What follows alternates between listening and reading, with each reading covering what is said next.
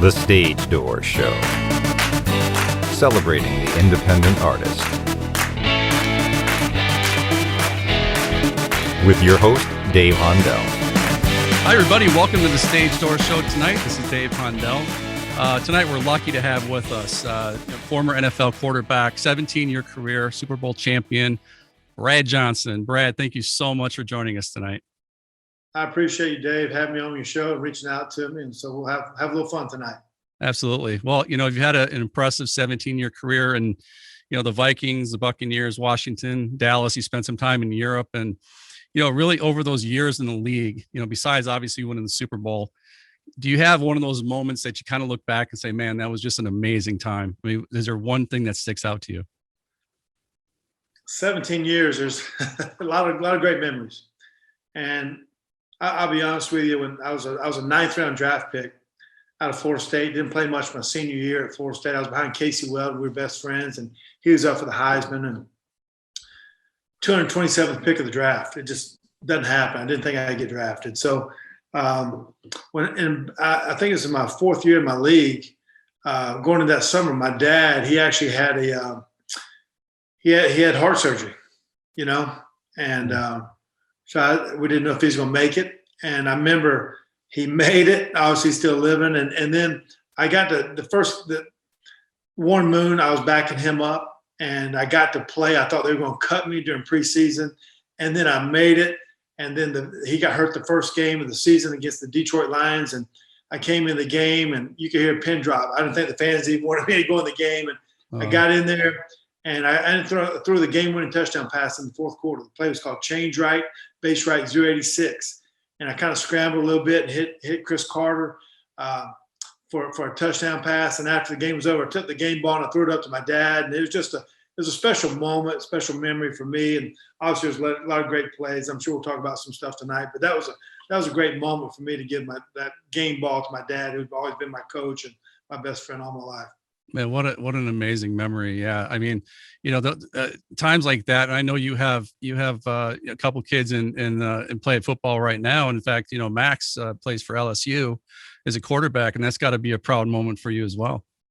It is. I have two boys. Jake Johnson, he's a rising senior. He's probably going to end up in one of those Division I schools here pretty soon. And Max, I've coached him since he came out of the womb.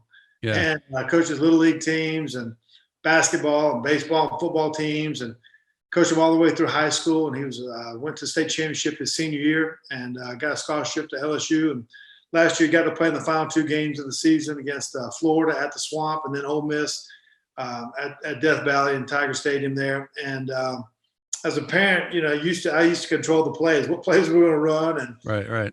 Those kind of things. Now I'm sitting in the stands with my wife, Nikki, and we're just – you can't yell, watch out. You can't say, throw it there. You know what I mean? You're kind of your bystander. But all those conversations that we've had, all the throws in the backyard and just me and him, and to kind of see him operate and get that opportunity. Last year they won those two games, one in the fog and the swamp, and they were 23.5-point underdogs. And I was just going to mention that they won by 3 points, I believe, 37-34. Field goal, fourth quarter drive. He threw it to his roommate, and he caught it in the flat, and they threw a flag and for throwing the shoe and that kind of thing. But it was an awesome win and kind of put him on the map a little bit. And as a parent, you're just happy for your son, and it's pretty awesome. Pretty awesome moment. And I was going to ask you about that too, about the coaches. Being a coach, you said you coached your kids all the way up, and also, I mean, the coaches you played for. I mean, Dennis Green and John Gruden, Tony Dungy, Bowden. I mean, the list goes on. And I mean, did that kind of inspire you to coach when you retired? I mean, was that something that you kind of took what you learned from all those greats throughout the years to kind of apply that to your own children and also the players that play with them? Right. That's a great thing to say. That my mom, she won state championship in high school. Wow. She became a PE teacher. My dad, he ran summer camps. He loved basketball. He coached me in youth leagues. They started up at home. I'm from Black Mountain, North Carolina. We didn't have youth leagues at that time or AAU ball. They started up their own leagues for me, coached me all the way through middle school. I had two great high school coaches, and Bill Burrows, my basketball coach, and then Kenny Ford, my football coach. And so you look back to who impacted your life. And Right. those are some of the most important people. My parents, those coaches I talked to you about. Then the coach, Mark Richt, he's my brother-in-law. He was the head coach as my QB coach at Florida State, and then head coach at Georgia and Miami. So I've had a lot of coaches impact my life. Yeah. And so that's what I try to do now. I give back to kids, coach little quarterbacks on the side to kind of help out whoever wants to be a quarterback, or if a dad reaches out to me, and those kind of things. So, but I think sports are, you learn adversity, you learn success, you deal with adversity, and you try to achieve those goals, whatever they are. But those are all the life lessons I have from those coaches, and play with some great players along the way. It's pretty awesome looking back, and hopefully I can impact a lot of the kids along the way. Do you have a favorite memory of playing for a particular coach, whether it was in college or in the pros? I mean, do you have like a favorite memory of somebody you played for?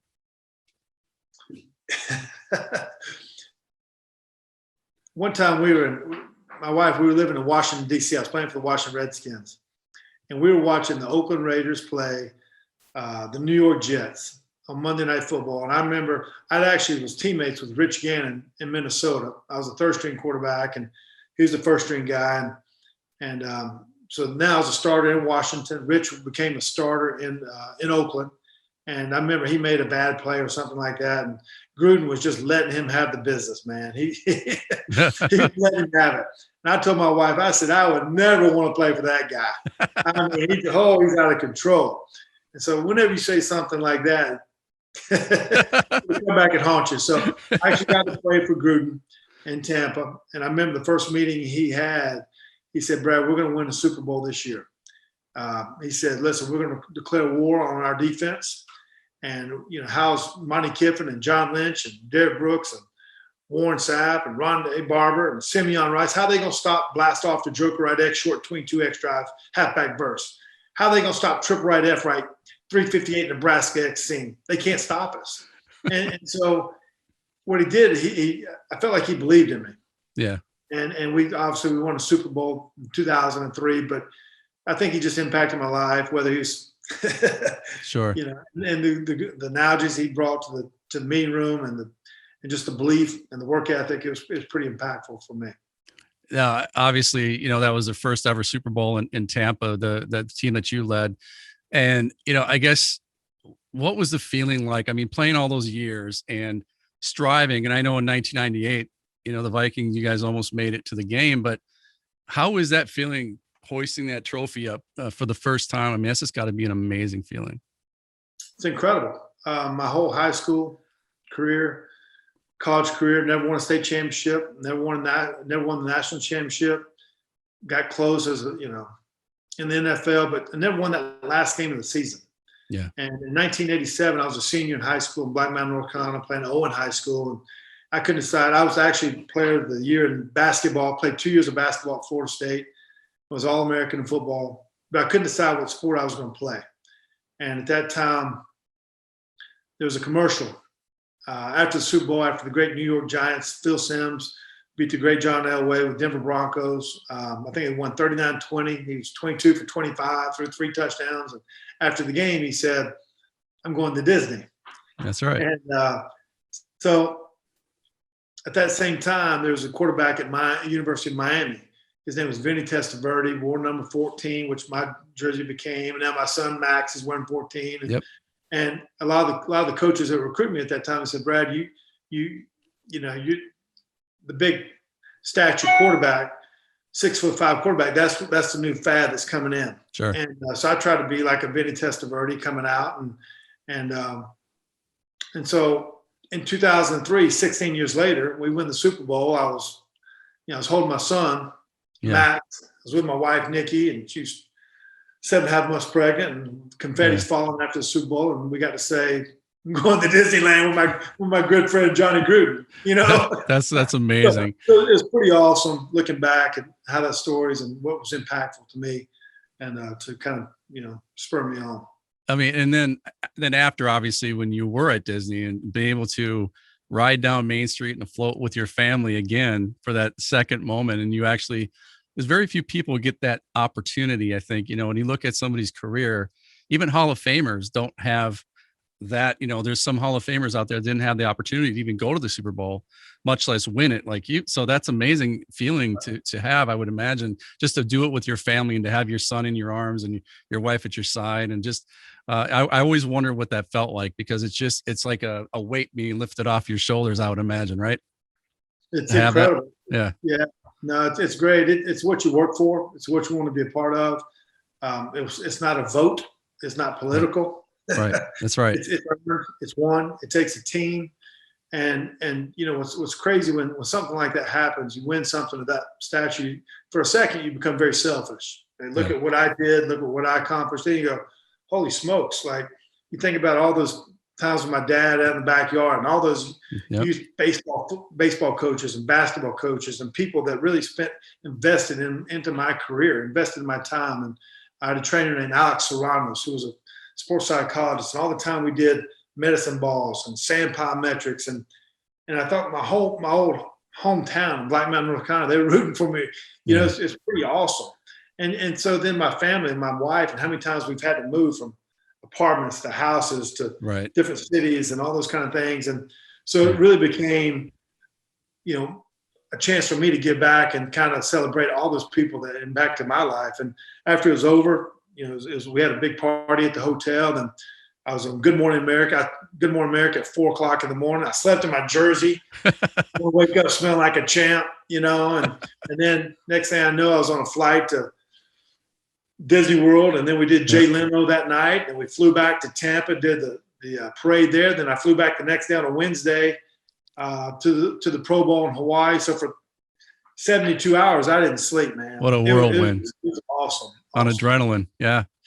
And speaking of, somebody who has a long career like yourself and a great career, talk about now versus maybe when you were in the league, coming up as a rookie. Because I know that some people, when they're in college, I mean, they're sitting on top of the world, where they're playing D1 college football and, just playing in front of, 80 to 100,000 fans in D1 football. And then you become a rookie in the NFL, and that has to somewhat mess with your mind a little bit when now you're not the big man on campus anymore. You're a rookie going into the league. And do you think psychologically, because you mentioned, there was a sports psychologist that you worked with, and is this something that's an important piece for young players to go in, to have that psychology, psychologists, maybe sports psychologists, kind of work them through that process? Because I think it could really turn somebody's life around for the wrong reasons. I think if they don't do things the right way, right?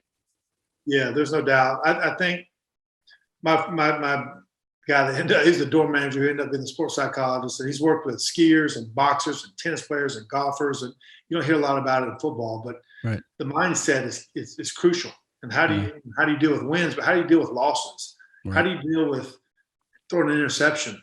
How do you deal with cameras in your face after a loss and people are killing you on the social media part of it? How do you deal?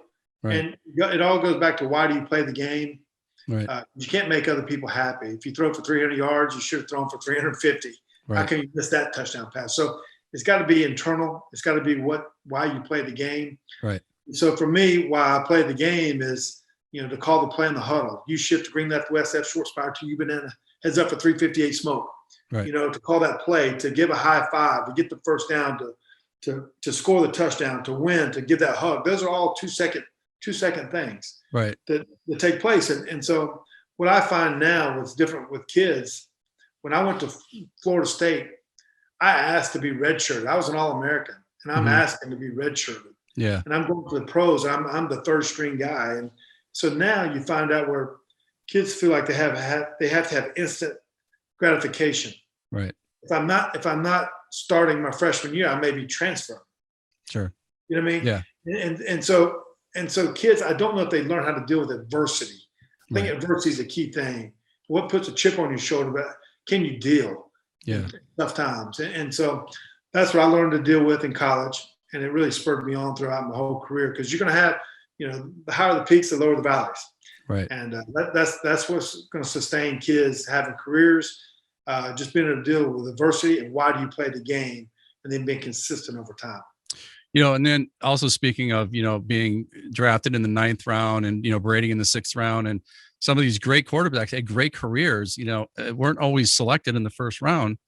In fact, many first rounders don't make it in the league. And so what message would you give to the young players out there that want to be drafted in the 1st round and they're disappointed if they don't, thinking that, well, I can't go to the 2nd or 3rd round because I'm expected to go to the 1st, but Right. you can still have an amazing career, Right. not being selected in the 1st round. So what do you say to those athletes that maybe don't get selected in the 1st round about a situation like yourself where you can have a great career, but not selected in the 1st round? I mean, what do you say to those athletes that are expecting to go higher? Yeah, it's a great question. It's like in high school. Are you a 5-star, 4-star, 3-star, no star? Right. What you're trying is opportunity. In the pros, if you're a 1st round pick, I was a 9th round pick. Warren Moon, I don't even think he got drafted. Right. Kurt Warner, he's a free agent. Tom Brady was a 6th round pick. I mean, but the key is, it's not always when you start, it's how much money you're gonna make. Yeah. But then it's also sometimes you don't be thrown into the fire too quick. Maybe Tom Brady, he didn't deserve to be a Sure. top 5 round. I didn't deserve to be a 1st round pick. But my dad always told me though. He said, son, at an early age, he said, son, it's better to be prepared and not have an opportunity than to have an opportunity and not be prepared. Absolutely. That's a big deal. So a lot of times you got to do the work. It's like doing a math equation. If you don't show the equation in that chemistry class, you don't just get the answer. That's right. You got to do the math. You got to do the work. Yeah. And so, my first 2 or 3 years in the pros, I didn't get any snaps. Right. I didn't. But on my off days, I studied my playbook. I'd go to the library in the off seasons for 5 or 6 hours and just sit here at the table and just go over my playbook and watch film and just learn the game. And when my opportunity came, I said, I'm going to be ready. And it was great wisdom from my dad. And sometimes that's the part of the adversity that we're talking about, is just being ready when your time comes. So that's what I would say. Yeah, that's amazing. In 1997, I have to bring this up because I grew up in Minneapolis, Minnesota, and I even worked for the Vikings for a few years back in the day. But I used to go to some games, and I was lucky enough. In 1997, you had a game against the Panthers where you actually won an ESPY award for this, but you threw a pass and got deflected. You caught it, ran it in for a few yards for a touchdown. And, I was actually right in the end zone, right in front of you when this happened. So it was amazing for me to be there. But talk about that experience, because did you realize at the time, I mean, it was a batted pass and you caught it, but did you realize the significance of that when it happened? Or did somebody tell you later? Right. The play was called dot left spear, rip Dallas. So basically we're on the 3-yard line versus Carolina Panthers. I'm looking to throw the ball to my left. Is the tight end is running a little stick route, a little 6-yard route, and the back's going to be in the flat. And I drop back, and the ball gets batted. So the ball is close to the end zone. So if I did catch it, I did get tackled. I knew at the time we're still in field goal range. So a lot of times you bat the ball down. Yeah. The ball came back to me. It flashed. I'm like, holy smokes, here we go. And I started running like Forrest Gump and then dove into the end zone. So I threw the pass. I caught the pass. I scored the pass. So got to the sidelines. We had no clue. Like, what was that? Was that a run? Was it a pass? What was the deal? So after the game, then someone said, hey, man, that's a touchdown pass, touchdown catch. First time in the history of the NFL it's ever happened in all of sports. That's right. I thought it would never happen again. It did win 12 points in fantasy football, won an ESPY award. And then a couple years ago, Marcus Mariota, he did it with Tennessee Titans. He did, yeah. So and he did it. So I've kind of gotten in touch with him a little bit over some common friends. And yeah. And so we both did it, spliced up a tape for him. So we both, you can see the score at the same time. And it's funny now because I'm sure we'll talk about, got some stuff on TikTok. And one of the questions I was on the other day was, who are the first 2 quarterbacks that have ever done this, throw a touchdown pass and catch themselves? And I wrote me and in the response to a comment, me and Marcus Mariota. And it kind of blew up on some people. So I had a little fun with it. Well, speaking of TikTok, Brad, the reason I reached out to you because I watched TikTok and I ran across your account and, I was like, oh man, that's Brad Johnson. So I started looking at your TikToks and I'm like, that's pretty impressive. I know in the Pro Bowl, you did like an accuracy challenge and you did very well. You won it, right? You won the accuracy challenge in Pro, And yeah. actually beat Tom Brady in the finals. So Yeah. So yeah. that was pretty cool. So anyway, if you don't mind, I want to pull up your account and we just look at a couple, if that's okay. Yeah, Nice. yeah. It's under Big Bad Brad 14. All my TikTok fans. Big Bad Brad. Very popular. So what we've done here First time, first take. is I did a bunch of videos. I was actually coaching high school ball. So before every game, I'd go out on the field, I'd throw a ball, and I'd hit the crossbar, and I would yell doink. And I did hit one this was in the Death Valley at LSU, hit it from like 20-yard line. So it's a pretty easy throw for me. And I usually kind of talk to the crowd, all of my TikTok fans, and Big Bad Brad, background popular man. And so all year long, I do it before the high school games. I did one from the 40-yard line, which took a little work. Oh, man. And but I had fun just yelling doink. And it's gotten a lot of views with it. And I've had a lot of fun with it. And it's funny because I go to the practice fields and I see other kids trying it. And I see other high school coaches, they're trying it too. So some have had fun hitting crossbars. And this little basketball video here, I throw it off the ground. There's a little secret to the toss. Not too many people know about it, but kind of put a little forward spin on it actually. And I'm kind of good at spinning the ball off my finger. And all my trick shots here, honestly, on all the videos, I try to do everything in sequence. So it's not just a one-shot wonder. I never splice the tape. And so sometimes on these videos, that could be in there for a couple hours, and kind of is my little workout now. So they're kind of little trick shots from hitting the ball off my head to spinning the ball to bouncing the ball off the floor or throwing a football full length of the court. So All my TikTok fans. yeah, Big here's Bad another Brad. doink. This was actually, 20-yard line. I don't know if you can see it, but talking to the TikTok people, but hit 3 in a row here. It's a little harder than you think. And actually my arm was worn out. I was getting ready to work with a kid that's coming there, but hit 3 in a row. And so there's actually a little pressure on this third throw, if there's such a thing as pressure, but hit it. So now I kind of get excited one more time and doink, doink. Goose. They've had a little fun with it, So hopefully other people try it and see what happens. My goal is to hit 5 in a row here pretty soon and have a little fun with that too. Yeah, and I was gonna say my wife's favorite word now is doink. Thanks to Brad Johnson. She walks around the house saying doink. Yeah. We love that, man. We love your TikTok. So everybody out there listening and watching, go to Big Bad Brad 14 on TikTok and check it out because you're just gonna be watching that for hours. It's amazing. So I love it. We have 2 fan questions if you're okay with that, Brad. Before we're done here. Okay. After this year's Super Bowl win, what are your thoughts on a repeat for next year? Man, they had an unbelievable year this year. We won the Super Bowl in 2003. The Bucs haven't been in the playoffs in 18 years. So the one thing I do know about the owners, when they have a chance to have a good team, they spend the money. And obviously Tom Brady came to town, helped change the culture. They made some moves in free agency, and they came through in the clutch. They were 7-5, then got hot at the end of the season. It was awesome to win the second Super Bowl in Tampa. To repeat is tough. I mean, it's hard to win it once. It's hard to get a first down. It's hard to win a game. They're in a tough division. If any team can do it, Tom Brady, he's won 7 Super Bowls, so he would have the recipe for doing it. So hopefully they get that done this year. It's pretty awesome to watch what they did this past year.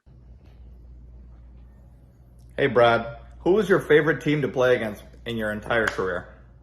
Man, I just love playing. I love playing.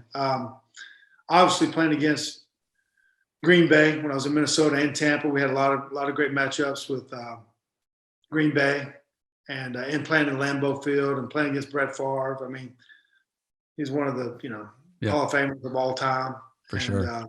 So that was a great one, and honestly, it was a great matchup. But then the other rivalry really was for us was because I played against them a bunch, whether I was in Washington and Tampa, was Philadelphia Eagles, and okay.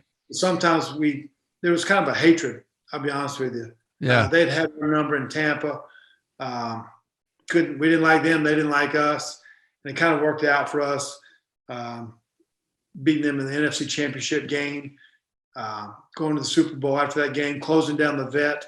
And then the next year we played up there in the new stadium and opened that stadium up with a win too. So it's kind of cool what we did to win the last game there and then open up the new stadium. But those were probably the 2 fierce teams that I really kind of got up.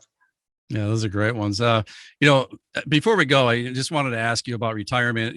How are you enjoying life right now? I mean, after football, aches and pains. I mean, what's retirement like for you and your family?